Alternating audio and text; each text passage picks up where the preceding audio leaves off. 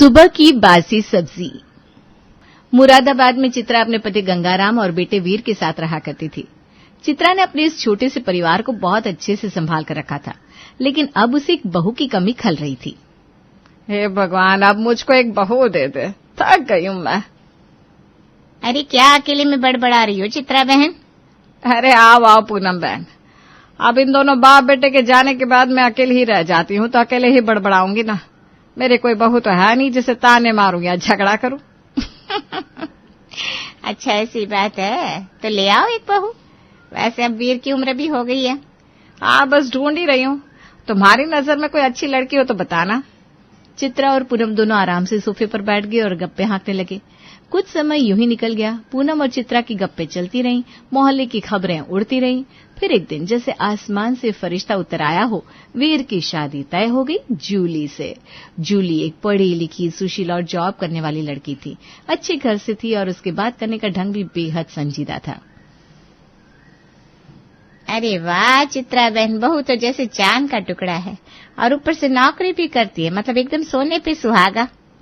कितनी प्यारी बहू है चित्रा दीदी, बहुत भाग्यशाली हैं आप। मैंने हमेशा कहा है मेरे बेटे की पत्नी कोई आम नहीं होगी, एकदम खास होगी। अब मेरी बहू आई है तो घर में रौनक भी आ गई है। देखो जरा सब चमक रहा है। तुम मेरी जिंदगी की सबसे खूबसूरत सुबह हो जूली, और तुम मेरी हर शाम की मिठास हो वीर। ओह क्या बात है। शादी के सारे रस्म रिवाज बड़े धूमधाम से निपटे।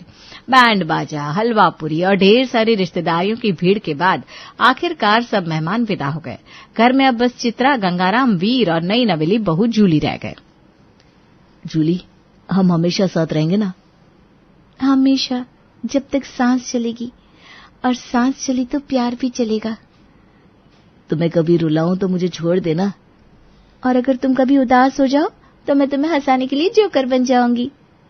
रात बीती, चांद ढला और सुबह की किरणें खिड़की से झांकने लगी। जूली की शादी की पहली सुबह। जूली बेटा उठ गई? अच्छा सुना, आज नाश्ते में कढ़ी चावल बना लेना। कढ़ी चावल सुबह सुबह? हाँ बेटा, ऐसे क्यों चौंक रही है जैसे मैंने कोई इटालियन डिश बता दी हो। अपना देसी खाना है ये तो। जी मम्मी जी। जूली चुपचाप किचन में चली गई, लेकिन बीच बीच में चित्रा अपनी सीख दिए जा रही थी। अरे बेसन थोड़ा कम डालना, मैंने करी पत्ते डालो और छौंक पहले लगाओ। हे भगवान, ये सुबह की कढ़ी किसी सजा से कम नहीं है, लेकिन बहू बनी हूं तो निभाना तो पड़ेगा। आखिरकार कढ़ी चावल बनकर तैयार हुए। खाने के टेबल पर पूरा परिवार जमा हो गया। वाह, कढ़ी की खुशबू से तो भूख दोगुनी हो गई। जूली, तुम्हारे हाथों में तो जादू है। अरे पहले खा तो ले, बिना खाए तारीफों के पुल बांध रहा है। अरे मम्मी खुशबू बता रही है, चलो देखते हैं कैसी बनी है। सबने कढ़ी खाई और तारीफ करी, लेकिन चित्रा ने तो कमी निकाल दी। अच्छी है, लेकिन मेरी तरह नहीं बना पाई। अगली बार अच्छे से ट्राई करूंगी मम्मी जी। कढ़ी चावल के बाद चित्रा को भीतर ही भीतर तसल्ली थी कि चलो, बहू ने उसकी बात तो मानी। भले ही स्वाद थोड़ा इधर उधर था, लेकिन बनना आया तो। बहू ने कम से कम मेरी बात को अहमियत तो दी, वरना आजकल की बहू है तो भगवान बचाए। अब अगली सुबह आई। चित्रा रसोई में कुछ बर्तन धो रही है, तभी जूली बाथरूम से नहाकर निकली। अरे बहू, आज राजमा चावल बना लो। आज बुधवार है और बुधवार को हमारे घर में राजमा चावल का नियम है, भगवान को भी पसंद है। अच्छा मम्मी जी, लेकिन आज ना मुझे ऑफिस ज्वाइन करना है तो इतना टाइम नहीं मिलेगा। मैं जल्दी से पोहा बना देती हूँ। क्या? राजमा की जगह पोहा? ये कौन सा सामान आ गया रे भगवान, सुबह सुबह पोहा खाएंगे घर वाले? जूली जवाब दिए बिना सीधा अपने कमरे में चली जाती है। चित्रा वहीं खड़ी बर्तन में झाग बनाते हुए बड़बड़ाने लगी। हाय राम, नई बहू है या बुलेट ट्रेन, न बात मानना न तमीज। अब मैं बोल भी नहीं सकती, नहीं तो सब कहेंगे चित्रा तानाशाह है। जूली तैयार होकर बाहर आई और सीधा किचन में चली गई। उसने जल्दी जल्दी पोहा बनाना शुरू कर दिया। अरे बहू, अब भी कह रही हूँ, थोड़ा जल्दी हाथ चला लो, राजमा चावल बन जाएगा। मम्मी जी, मैं सच में लेट हो जाऊंगी, आज फर्स्ट डे है और टाइम पर पहुंचना जरूरी है, प्लीज समझिए। जूली ने चुपचाप पोहा बनाया, सबको परोसा। वीर, गंगाराम और चित्रा तीनों ने खामोशी से खाया। पोहा ठीक था, लेकिन चित्रा का दिल तो राजमा चावल पर अटका हुआ था। गंगाराम, वीर और जूली तीनों अपने अपने काम पर चले गए और चित्रा जूली को कोसने लगी। बताओ भला, ये है आजकल की नई नवेली बहू है। सास ने एक बात कही तो वो भी नहीं मान सकती। ओहो महारानी चित्रा जी, क्या बात है? चेहरा तो आज ऐसे बना लिया जैसे दाल में नमक ही नहीं पड़ा हो। अरे पूनम बहन, क्या बताऊं, नई बहू है, नई आदत है। आज मैंने कहा राजमा चावल बना लो और इसने पोहा बना दिया। अरे तो ठीक ही है ना, पोहा भी तो बढ़िया होता है। मैं तो अक्सर अपने रामलाल को पोहा ही खिलाती हूँ।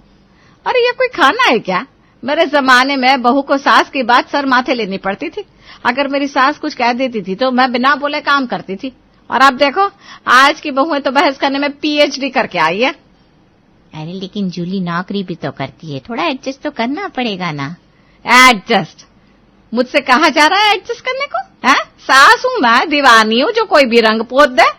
बहू को सीखना चाहिए। चला ना मुझे है घर, कोई ऑफिस नहीं है कि ये टाइम पर पंच इन कर लिया तो सब ठीक। पूनम समझ गई कि आज चित्रा का मूड ठीक नहीं है। वो धीरे धीरे सरकती हुई दरवाजे की तरफ बढ़ी और बहाना बनाकर निकल गई। फिर अगली सुबह आई। आज चित्रा ने जूली को जल्दी उठा दिया। बहू उठो, चलो आज राजमा चावल बनेगा और आज कोई बहाना नहीं चलेगा। ऑफिस की घड़ी अभी दूर है, चलो। ठीक है पापा जी, ट्राई करती हूँ, क्योंकि और भी तो काम होते हैं सुबह सुबह। जूली ने किचन में जाकर काम शुरू किया। चित्रा खड़ी खड़ी ऑर्डर देने लगी। राजमा रात भर भिगोया? नहीं, मुझे नहीं पता था कि आज सुबह बनाना है। अरे लेकिन मैंने तो कल भी कहा था ना बनाने को। चलो अच्छा छोड़ो, प्याज को बारीक काटो, नहीं तो स्वाद नहीं आएगा। अरे क्या कर रही हो, टमाटर से पहले अदरक डालो। जूली धीरे धीरे चिढ़ते हुए अपनी तरह से काम करने लगी, क्योंकि उसने काम जल्दी खत्म करके ऑफिस भी तो जाना था। चित्रा का तरीका तो बहुत लंबा चलने वाला था। जब खाना बन गया तो परोसा गया। वाह, राजमा तो लाजवाब बना है, मेरी बीवी ने तो कमाल कर दिया। आज तो लगता है होटल में बैठ रहे हैं। हाँ बना तो है, पर मेरे ढंग से नहीं बना। जो स्वाद आता था मेरे हाथों में वो कहाँ। बहू को भगवान ने अलग हाथ दिए हैं, तुम्हारे वाले तुम्हारे पास है ना, क्या कर सकते हैं भाग्यवान। सब लोग हंस पड़े। चित्रा का मुंह बन गया। फिर सब चले गए अपने अपने कामों पर। लेकिन चित्रा का चेहरा अब भी भरा हुआ था। उसे वो सम्मान नहीं मिला जिसकी वो अपने आप को हकदार समझती थी। आज राजमा चावल बनाया भी तो ऐसे जैसे एहसान कर दिया हो, जैसे मैं कोई भिखारी हूँ और उठाकर दे दिया, खा लो। दोपहर को चित्रा सब्जी लेने गई।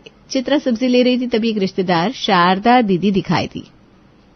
अरे चित्रा कैसी हो, और सुनो बहू कैसी है? क्या बताऊं बहन, सब ऊपर से तो ठीक है लेकिन अंदर से हाय रे आज की बहू है, अपनी मर्जी की मालिक।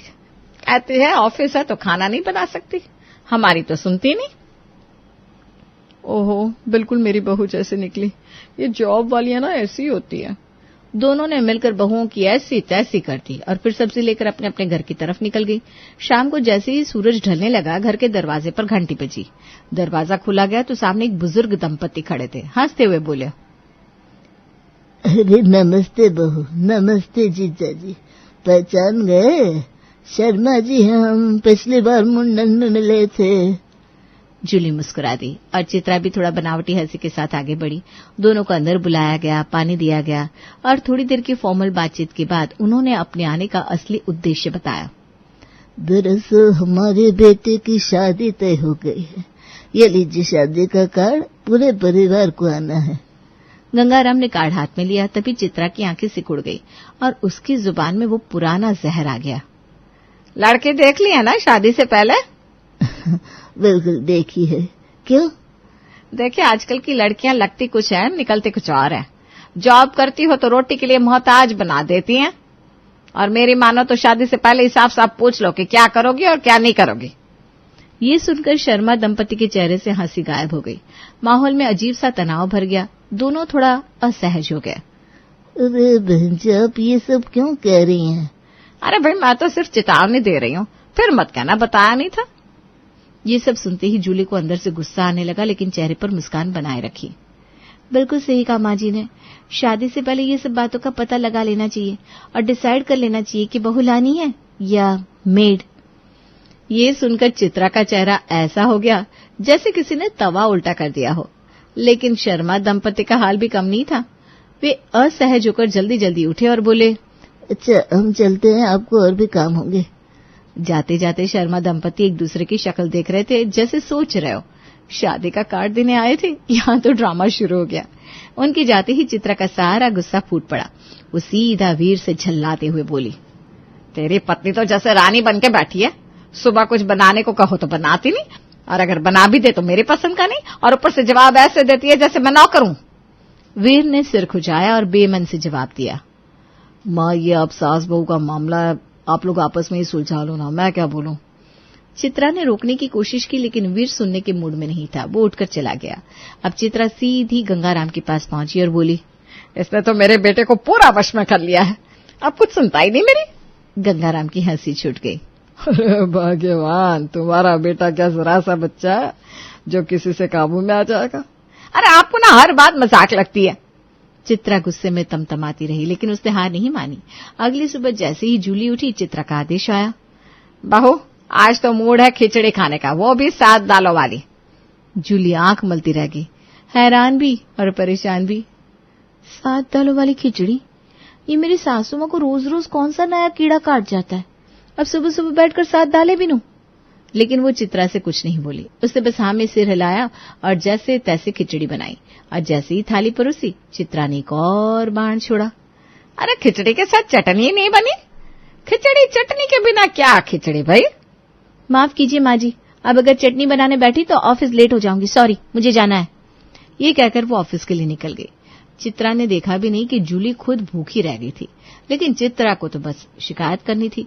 थोड़ी देर में सब्जी वाला आया तो चित्रा ने उसे भी नहीं छोड़ा। हाँ माता जी बताइए, क्या दूं आज आपको? अरे भाई क्या बताऊं, आज मेरी बहू ने चटनी नहीं बनाई। अब बताओ ऐसी बहू है किस काम की? मुझे नहीं पता, सब्जी चाहिए तो बताओ। एक बात नहीं मानती जो एक बात मान ले। भैया तुम ना देख समझ कर शादी करना भाई। सब्जी वाला आंखें तर्रेरते हुए चला गया। फिर दूध वाला आया। चित्रा फिर से शुरू। आजकल की बहू है ना, चाय पिलाना तो दूर पूछती भी नहीं है, और ऊपर से चटनी तक नहीं बनाई। बनाओ, चटनी बनाने में क्या 10 घंटे लग जाते उसका मुंह के। अम्मा इतना कहने में जितना टाइम लगाया उतने में चटनी खुद ही बना लेती। चित्रा मुंह बिचकाती रह गई। जूली शाम को ऑफिस से लौट रही थी। जैसे ही उसने अपने मोहल्ले में कदम रखा, सामने से पूनम मिल गई। अरे जूली कैसी है बिटिया, बड़ी बिजी दिख रही है आजकल। बस क्या बताऊं आंटी जी, ऑफिस घर घर ऑफिस, एकदम निचुड़ जाती हूँ। अच्छा, वैसे तेरी सास बहुत खफा है तुझसे। अब क्या हो गया उन्हें? कह रही थी सुबह सुबह तू खाना नहीं बनाती उनके लिए, राजमा चावल कढ़ी चावल जैसी चीजों के लिए तरस जाती है वो। अब आप ही बताइए आंटी जी, मैं सुबह ऑफिस जाती हूँ, अब मैं ऑफिस की तैयारी करूं या सासू माँ के लिए तवे पे घूंघट निकालकर शाही थाली सजाऊं? उन्हें शुक्र मनाना चाहिए कि मैं ऑफिस के टेंशन के साथ साथ खाना भी बना लेती हूँ, पर नहीं, इन्हें तो लगता है मैं सुबह किचन में घुसूं और शाम को निकलूं। हाँ, पर सास तो सास ही होती है ना, थोड़ा तो झुकना पड़ता है बेटा। छोड़िए आंटी जी, क्या रखा इन बातों में, जाने दीजिए। जूली घर आ गई, लेकिन पूनम की बात उसके दिमाग में घूमती रही। उसे समझ में नहीं आ रहा था कि अब क्या करे। फिर उसने अपनी माँ को फोन मिलाया। माँ अब मैं क्या करूं, ये सासू माँ तो दिन ब दिन नई फरमाइशें निकालती रहती है। बेटा तू रात में ही पूछ लिया करके सुबह क्या खाना है, उसी वक्त बना ले या कम से कम तैयारी कर ले, सुबह गर्म करके दे देना। वाह माँ, ये तो सुपर हिट आइडिया है, थैंक यू। हाँ, अब ये आइडिया भूलना मत, और हाँ झगड़े से बचना। हाँ बेटा। जी मम्मी। अब देखो मैं क्या करती हूँ। रात को सोने से पहले जूली ने चित्रा से बात की। मम्मी जी बताइए तो सही, कल सुबह क्या बनाऊं आपके लिए? अरे आज तेरे जमीन ने करवट ली क्या, या फिर मुझ पर प्यार उमड़ रहा है? अब जो भी समझ ले, बस इतना बता दीजिए खाने में क्या बनाऊं। कल मुझे शाही पनीर खाना है। ठीक है मम्मी जी। जूली चुपचाप रसोई में जाती है और शाही पनीर बनाकर फ्रिज में रख देती है। सुबह चित्रा उठती है तो देखती है जूली पहले से किचन में है। ओहो, आज तो सूरज पश्चिम से उगाया क्या? जूली शाही पनीर गरम करके सबको परोसती है। वीर और गंगाराम उसकी तारीफ करते हैं। वाह वाह, आज तो कमाल कर दिया। हाँ, खाना एकदम रेस्टोरेंट जैसा लग रहा है। देखो जब टाइम पे उठती है तो कितना अच्छा हो जाता है। रोज ऐसे ही करो तो किसी को कोई दिक्कत नहीं होगी। जूली उनके तानों को अनसुना करके ऑफिस निकल जाती है। जूली के जाने के बाद वीर और गंगाराम चित्रा को समझाते हैं। अब तो उसने आपकी बात मान ली ना, अब क्यों उलझ रही हो? अपनी तरफ से बहू कितना कुछ कर रही है, तुम भी जरा मुंह को आराम दो। अरे हाँ भाई ठीक है, तुम दोनों हमेशा उसी की तरफदारी करते हो। अगली रात जूली फिर से पूछती है, मम्मी जी बताइए कल क्या बनाऊं? आज तो पूछने की स्पीड भी तेज हो गई। कल मुझे छोले भटूरे खाने हैं। Okay done. जूली रात में छोले भटूरे बनाती है, पर इस बार चित्रा उसे बनाते हुए देख लेती है। तो ये राज है, रात में बना के रखा जा रहा है खाना, बासी खाना खिलाएगी। हाँ, इसका मतलब वो शाही पनीर भी बासी था। हद कर दी भाई इस लड़की ने तो। चित्रा को गुस्सा तो बहुत आता है, लेकिन वो उस समय कुछ नहीं कहती। फिर सुबह चित्रा जब छोले भटूरे मांगती है तो जूली वही गरम करके दे देती है। ये वही छोले भटूरे है ना जो तुम रात में बना रही थी? मुझे पागल समझाए क्या? अरे पर मम्मी जी वो। हटा ले इसे वरना उठाकर फेंक दूंगी। अरे पागल हो गई हो क्या? खाकर देखो तो सही कितना अच्छा बना है। चित्रा टेबल से उठकर चली गई। जूली ने भी कुछ नहीं कहा, वो अपने ऑफिस चली गई। कुछ देर बाद चित्रा पूनम से मिली। पूनम तो सोच भी नहीं सकती मेरी बहू कितनी गिर चुकी है। अब क्या कर दिया जूली ने? अरे रात का बासी खाना गरम करके मुझे दे रही है। पहले तो अनसुनी करती थी, अब मेरा मुंह बंद करने के लिए चालाकी कर रही है। 1 मिनट रुक, मुझे भी तो खिला, मैं भी तो देखूं क्या गुनाह किया है छोले भटूरे ने। चित्रा ने पूनम को छोले भटूरे खिलाए। पूनम खाकर मुस्कुराई। अरे वाह, ये तो एकदम रेस्टोरेंट वाले छोले भटूरे हैं। तुझे पता है ना, होटल में भी खाना फ्रिज से ही गर्म करके दिया जाता है। वो तो बड़े चाव से खाती हो तुम। अरे जूली तेरी बहू है, दुश्मन नहीं। बाहर नौकरी करती है, घर भी संभालती है। क्या सुपर वुमन है वो? तो और मैं क्या करती? मैंने तो पूरी जिंदगी सबको गर्मा गर्म बनाकर खिलाया। पर तुमने बाहर नौकरी थोड़ी ना की, तुम्हारा एक काम था, उसकी 2 जिम्मेदारियां, और वो दोनों निभा रही है ना। पूनम ने चित्रा को खूब खरी खोटी सुनाई, जिसे सुनकर चित्रा थोड़ी शांत हुई। शायद तू सही कह रही है, मैं कुछ ज्यादा ओवर रिएक्ट कर रही थी। शाम को जब जूली ऑफिस से लौटी तो चित्रा उसके पास गई। जूली एक बात कहूं, मैंने ना तुझे गलत समझा और तेरे ऊपर बहुत ज्यादा बोझ डाल दिया। सुबह के लिए और बाकी हर बार के लिए भी आई एम सॉरी। आप ये सब क्यों कह रही हैं मम्मी जी? क्योंकि आज समझ में आया कि मेरी बहू वाकई में बहुत मेहनती है और शायद मुझसे भी ज्यादा समझदार।